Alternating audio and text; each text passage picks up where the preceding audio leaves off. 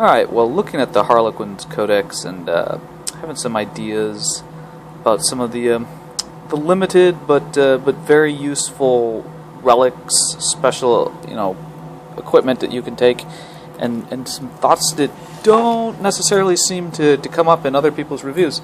So, if you look at the Enigmas of the Black Library, the first one you can take is Crescendo, and Crescendo is essentially a shuriken pistol with extra shots, but it has a really important rule.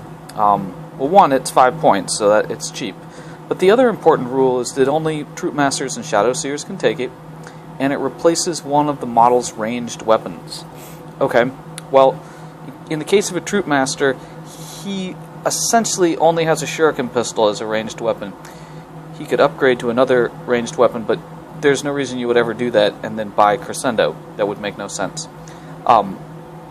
You could argue that a plasma grenade is a ranged weapon, but it doesn't fall into the ranged weapon category, and so that won't work. But on the Shadow Seer, if you head over to the ranged weapons section of the Codex, ranged weapons, it doesn't have the grenades, because grenades are special war gear, but the hallucinogen grenade launcher, which is a standard on the Shadow Seer, he gets that, and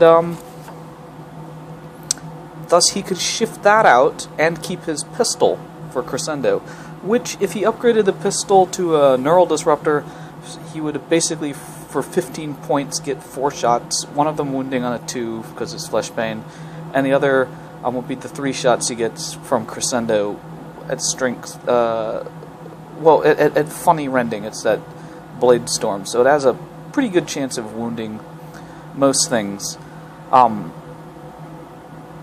Shiggoth's Rose, I don't think there's any tricks you can pull with that one, because the Troop Master only has one close combat weapon, the quote close combat weapon. You can't really argue that a pistol's a close combat weapon. So kind of going through the rest of it, other things to think about in terms of these special war gear. The Star Mist Raiment, this is one of the only ones that you can take on any special character in the Harlequins Codex, which means a Death Jester can take it. And what this does is it gives that particular individual a 3+ invulnerable save if they ran until the next shooting phase. If you're taking a mask, or anything that has Rising Crescendo, where they can run and assault, it's a good option. So I think you could take it on a Death Jester and keep him alive. Or if you're going to take a troop with your Troop Master as your Warlord, it's likely you're going to have Rising Crescendo. And so the Star Mist Raiment, it's 25 points, it's an expensive upgrade, but being that you can almost always run and assault, it's pretty likely you're going to do that. If you're going to get into the assault phase, you're going to run at your opponent so you can get that 3+ invulnerable save and then assault.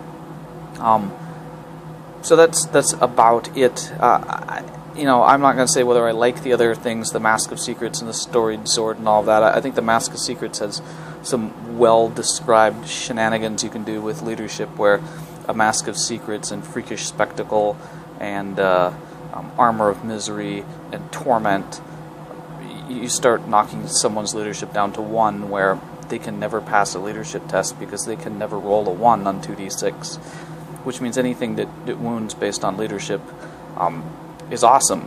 And a hilarious thing that you can still do, assuming that you have the rules for it, is to run Corsairs and give someone the Flamer the Strength 8 versus leadership.